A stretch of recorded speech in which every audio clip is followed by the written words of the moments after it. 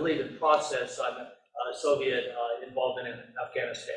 So with no further ado, Dr. Jones.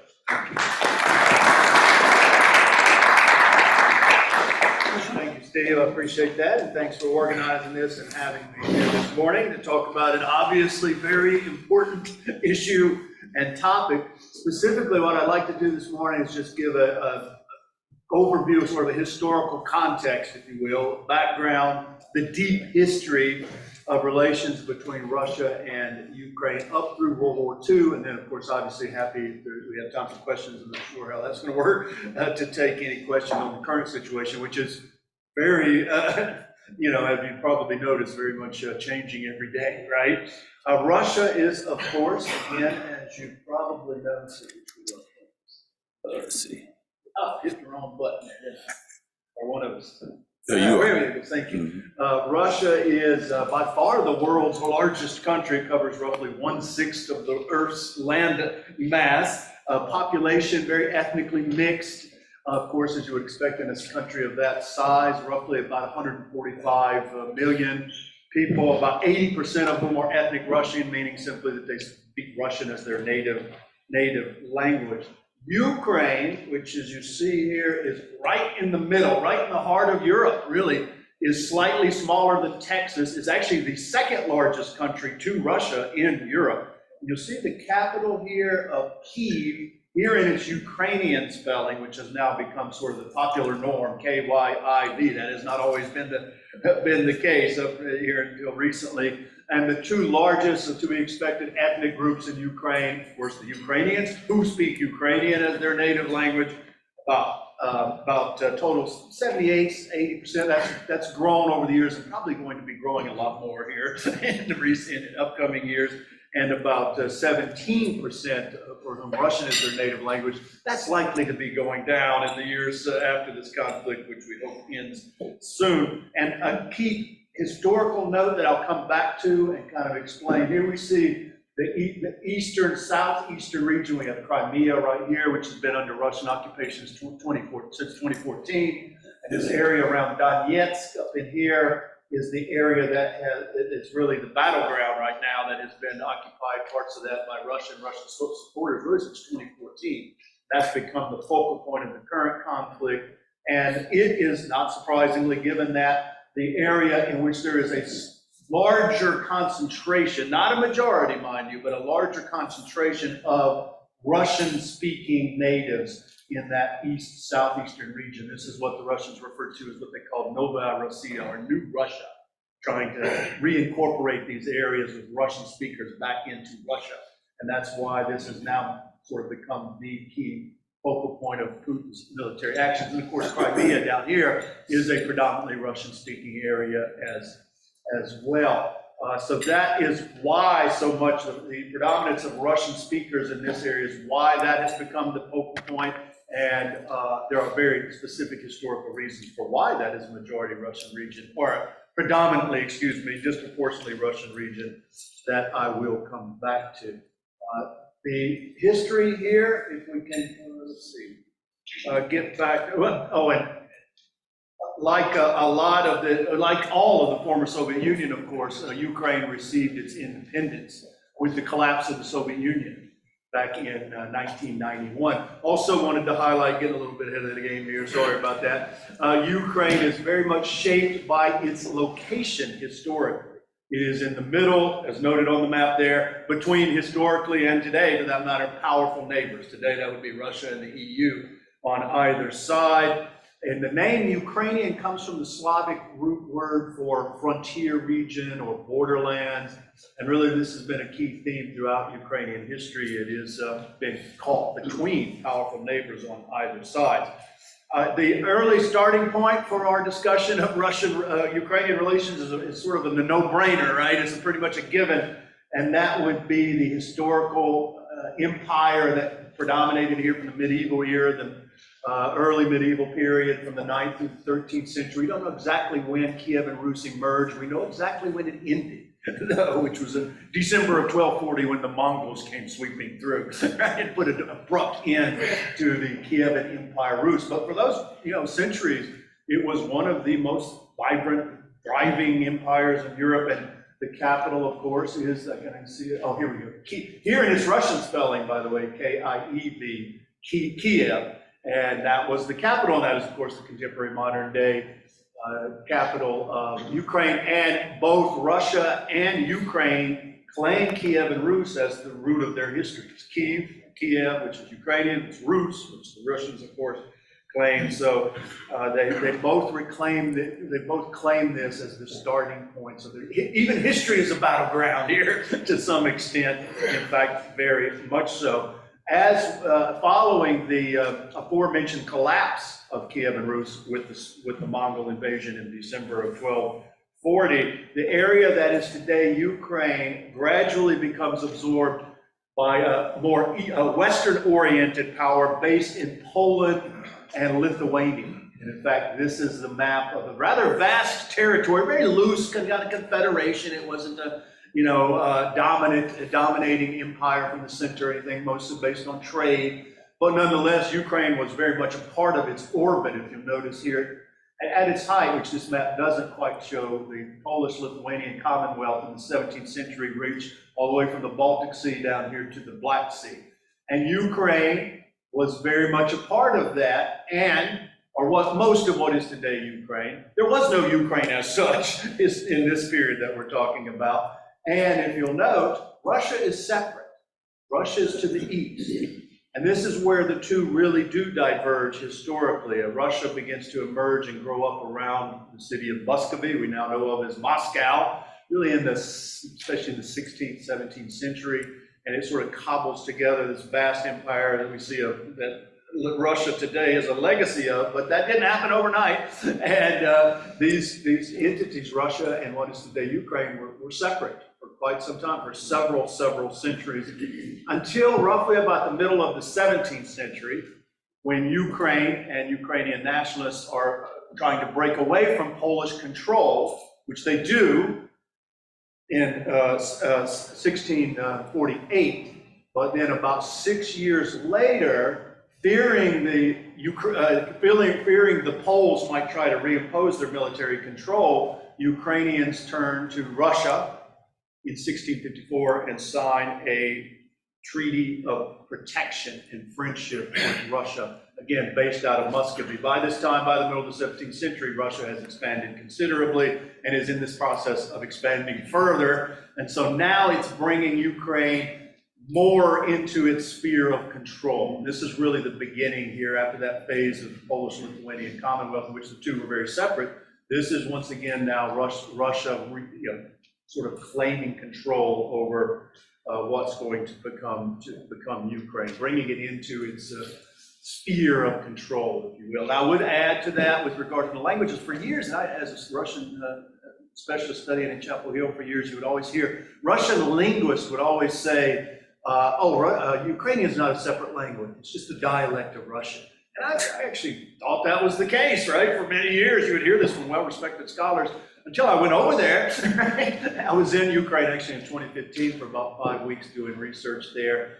And guess what? Ukrainian is a very, very different language. Right? They share a lot of the same root words and there's a lot of similarities for sure, but it is a totally separate language. And then you look into the history of that, this treaty that they signed back in 1654, the document makes it very clear that the treaty was signed with translators. I mean, it was negotiated with translators. So, they didn't exactly fully understand each other or weren't comfortable without translators. So that tells you something there. They're not just different dialects. They're different languages. It's not just, Ukrainian is not just a different dialect, it's a different language. And that seems like a minor point, but is actually a very crucial point with regard to a claim to a separate national identity. I mean, this whole conflict began in late February 24th, when Russia invaded Ukraine at Vladimir Putin's behest, when after he gave a speech saying, historically, there really is no such thing as Ukraine, it's just part of Russia, right? Which was a patently and ridiculously false claim on the face of it. Yes, there has been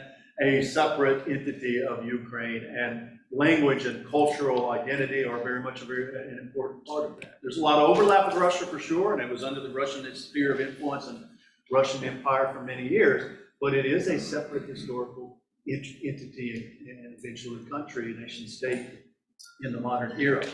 We see some reflections of that as well as we move forward historically. By the end of the 18th century, the end of Catherine the Great's reign, that is, Ukraine, and for that matter, most of Poland. I love my maps, by the way, as you can probably tell. Right? Most of eastern Poland, if we see, here's Kiev, over Kyiv, over in here, Moscow. Russia begins around Moscow in the 15th century, more or less, and then the varying shades of purple, and gradually grows out, and of course covers this vast, vast territory here, but it's also expanding to the west, and we get the partitions of what was Poland in the 18th century by the end of Catherine the Great's reign in 1796, by her death in 1796.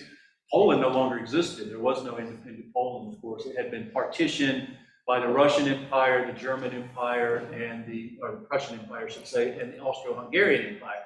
And that had very direct implications for not only for Poland, but also for Ukraine, because of some of the overlap territorially and culturally, etc. And indeed, with respect to Ukraine, the current borders were cobbled together over time, as is true of most countries, and especially of European countries, and very much in flux over time. If you'll notice this little area here of Ukraine, historically, this was only added, this part, westernmost Ukraine, was only added to the modern borders at the end of World War II. This part of it was added at the end to Russian Soviet control at the end of World War I, or brought under Russian control. But most of this remained outside of Russian control. This is roughly about, what, a sixth, I believe I read somewhere, of Ukrainian territory that is very, very different from the rest of Ukraine, has minimal Russian influences, or at least direct Russian influences, much more Polish and Austro-Hungarian in terms of also much more Catholic. That area of Ukraine is very, very separate from the rest of that country. Now, over in the east, not surprisingly, there's areas that are very much under conflict now in the Donetsk region and close to the border with Russia. Of course, not surprisingly, Russia's had a far greater influence in those areas, as you would probably expect, right? But the western part has remained outside of Russian control historically, and is has really had a very different historical trajectory. Ukraine experienced a brief period of independence during the Russian Civil War, the Soviet Civil War in the early 20th century, 1918 to 1921. But the Soviet Red Army eventually prevailed, defeated the Ukrainian separatists during that Civil War, and reincorporated Ukraine back under Soviet control. Most, not all of Ukraine, not this western part, but most of it was reincorporated under Moscow's control. So then we get the Soviet period. I want to wrap up by highlighting two, I think, very, very crucial developments that really echo throughout the era here of the Soviet period that have done so much to just profound chapters, tragic chapters of Ukrainian Soviet history that have done so much to shape that country's identity today. The first of which, and I know folks are probably aware of, the infamous famine, the Holodomor, which literally means death by hunger, during the early 1930s under the early stages of Joseph Stalin's long reign. Stalin had tried to impose collectivization on not just Ukraine, but all of the Soviet Union. That meant simply taking what had up to that point been mostly privately owned farming plots or lands and incorporating them into huge state-owned or state-controlled collective farms. That had a profound impact throughout the Soviet Union, but particularly in Ukraine. In fact, one thing I should hasten to add, Ukraine's greatest resource is its land. It has some of the best agricultural land in the world, the Black Earth region. And indeed, Ukraine was known as the breadbasket of first the Russian Empire and then of the Soviet Empire. So what that meant in these terms here is, because the land was so good, Ukrainian peasants did not want to give it up to the state. But they were forced to do so, of course, by the Stalinist regime, and he faced large-scale, not surprisingly, opposition in this process. So how do you overcome opposition to a policy you are very much determined to carry out? And he was. One might be to just simply starve the opponents to death. Whether this was an much heated debate over this question, whether it was an intentionally, artificially state-created genocide, as many Ukrainian nationalists would call it. There certainly is a lot of evidence to suggest that it was on the part of Stalin and the Soviet leadership. In any case, that's what it amounted to. We don't know exactly how many Ukrainians died. Here are the areas. The famine, parts of the famine hit throughout the Soviet Union, not just Ukraine. But Ukraine and Kazakhstan, which is not on this map, but particularly Ukraine, darker red areas here on the map show the hardest hit or the highest degree of deaths throughout Ukraine and throughout the Soviet Union, I should say, this part of the Soviet Union. And Ukraine was definitely hit the hardest. Parts of Russia were Krasnodar down here, but interestingly, Krasnodar, which is part of Russia, has a large Ukrainian minority population, or did at the time, had, right? So it was decimating. This famine was absolutely decimating. Again, hard to say an exact number, but 4 to 5 million roughly people perished. And to make matters worse, and this gets back to the original point I made about how that part, that southeastern swath of the area that is now very much being militarily contested, is disproportionately Russian, in large part because of the aftermath of this horrible famine. Because it was great land and they needed somebody to farm it, so in the aftermath of the famine, Stalin settled mostly ethnic Russians in that land, now recently vacated by the perished victims of this horrible famine, to farm it. And guess what? Lo and behold, you get over time a foothold of a Russian minority. There were already Russians there, of course, and it was close to the Russian border.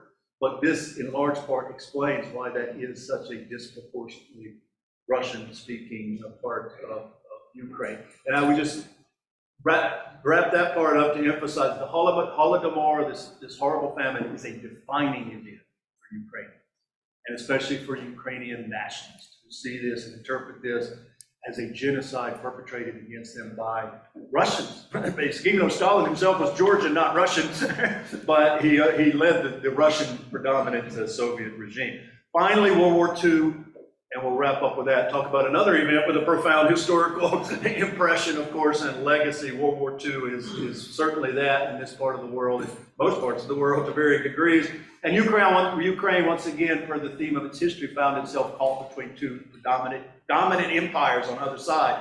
Nazi Germany to the west and Soviet Russia to the east. And that was particularly true in June of 1941 when Nazi Germany invaded the Soviet Union. Very quickly, by the way, swept through and occupied most of Ukraine within just a few weeks. And Ukrainians, as elsewhere, and I wanted to raise this and emphasize it because this is one of, again, the main arguing points of Putin for the invasion. I don't know if people heard or remember the beginning of the invasion. He said he was doing it to denazify Ukraine, to get rid of the Nazis in Ukraine, right? And a lot of that was based on his very strange historical reasoning and rooted back in World War II. When during this period, he claimed that the Ukrainians sided with Nazi Germany. Some did, for sure. But guess what? Some Russians did too. That's part of my own historical research. I can say that definitively, right? Some Russians sided with and collaborated with Nazi Germany during World War II. Quite a few, as a matter of fact. It wasn't just unique to Ukraine or anywhere near that. So Ukrainians, just like elsewhere in the Soviet Union, responded variously, now differently, of course, because of the proximity, because again, it's caught in between the two major fighting powers there. But some Germans certainly, some Ukrainians definitely, without a doubt, supported Germany to varying degrees. They hoped thereby to achieve independence from the Soviet Union and end collectivization, which the Ukrainian peasants despise. Many, estimated 7 million Ukrainian young men fought in World War II alongside the Soviet Red Army, Ukrainians against Nazi Germany, or within the partisan movement as well. And some Ukrainian nationalists formed their own militias and fought against both the Soviets and the Nazis during World War II. And that's where a lot of sort of the ugliest chapters of some of Ukrainian history, Stepan Bandera and some of the militia groups of this era, who did definitely carry out massacres and pogroms against Jews and Poles, as well as fight against one of the other side of the Nazis or the Germans. So this was not a pretty chapter in Ukrainian history, for sure. World War II was not a pretty chapter in anybody's history, really, except I suppose for the triumphant ones, right? I mean, it certainly wasn't throughout Europe, and you had manifestations of anti-Semitism everywhere, including, to reiterate, Russia, which was quite prominent, by the way. A lot of anti-Semitism in Russia, let me tell you. And to wrap up on that note, then, to somehow focus on this part of the history and thereby claim that you're justified in invading Ukraine to denazify, it's absolutely absurd, right? On several levels, there are fascists in Ukraine. I encountered some when I was there in 2015. Just as a brief side note, I was in the main Maidan Square where a lot of the political conflicts have played out in recent years. One beautiful Saturday morning, and there was a table there, a gentleman staffing for the right sector. And as I walked by the table, I heard him speaking to someone. Interesting, they were speaking Russian. The people must have asked him the question in Russian instead of Ukrainian, which I might not have understood his response in Ukrainian, but in Russian I understood him perfectly well. And he said, speaking of the then Ukrainian President Poroshenko, he said, the problem with our country is that Poroshenko is in the pockets of the Jews. I just kept walking. There are fascists in Ukraine. There are fascists in Russia. There are fascists right here in the United States of America, right? But how do you invade a country on that basis when you consider that the current president, Volodymyr Zelensky, by the way, is Jewish and received 70% of the country's vote in the most recent elections? And the Nazi parties, like Right Sector, have consistently received less than 1% to 2% of the country vote in parliamentary election. Yeah, there are fascists there, of course. But this is not a fascist country. Putin has just completely distorted the record on that. That is probably more than I had time-wise, for which I apologize. And it is just the tip of the historical iceberg, let me tell you. But I wanted to stop there and happy to take questions. I think everybody wants to know, when will this end? No, really, you deep expertise, I think. Yeah, when will the conflict? What's the way out? Because they saw yesterday the UN tried to talk to Putin, he said never. Yeah, they seem to come, they seem to reach a bit of an impasse here on several levels, including from the Ukrainian side. The Russians have floated, and some of the European powers have suggested that Ukraine accept, peace agreements that when we go back to those maps there, or actually this is the best map I think. There you go. Here we go. These are the areas that are basically now, of course, when Russia invaded back in late February, they very clearly, Putin wanted to take control of all of Ukraine, including and especially the capital Kyiv. He basically said as much. He expected Zelensky to hop on a plane and get the hell out of there. Zelensky did not. He has been the face and the voice of the opposition to the Russian invasion, and I think a very valiant one, to put it mildly. And he stayed put, and the Russians were pushed back amazingly, right? And indeed, down in, you see the areas here where the fighting, as I showed you on that previous map, has mostly been concentrated ever since. And a few of the European powers floated the idea several times in the months since that maybe Ukraine could come to some sort of agreement whereby Russia would be allowed to maintain control of these contested areas, especially Luhansk and Donetsk, but also and particularly Crimea, which, by the way, Russia invaded and illegally occupied back in 2014. It was part of Crimea. It was part of Ukraine, Crimea. Now it's nominally part of Russia, right? So that has been floated, but Zelensky said steadfastly, no way. First of all, you're appeasing a vicious dictator. We've been through that chapter of history before. It didn't work out very well, right? So that's one problem, right?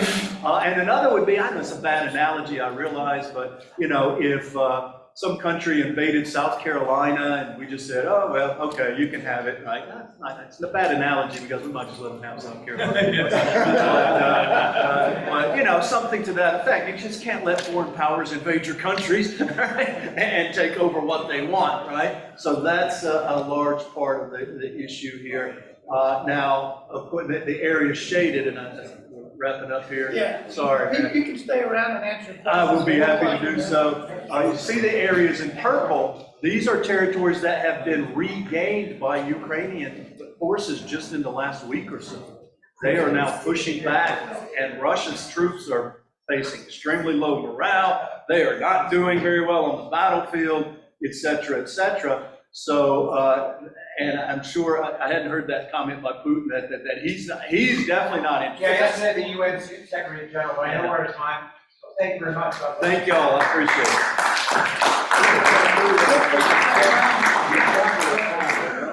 Oh, yeah. So much money involved. I've got 404. Last three.